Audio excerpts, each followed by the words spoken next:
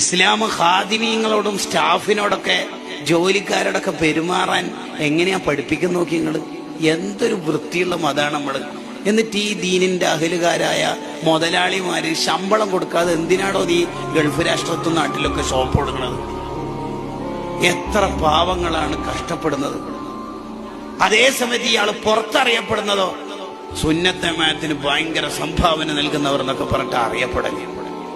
ആഖിറത്തിൽ കുടുങ്ങിപ്പോവും, മരണം മോശമായി പോവും. ഒരാൾ കരയുന്ന സമയത്തും ആ കണ്ണീരിൽ നമ്മളെ പേരുണ്ടാവാൻ പാടില്ല.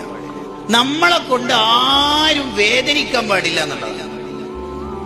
നമ്മളെ കൊണ്ടൊരു മുഅ്മിൻ വേദനിച്ചാൽ മുഅ്മിനെ വേദനിപ്പിക്കാൻ പാടില്ല എന്നല്ല ഇസ്ലാമിലെ നിയമം.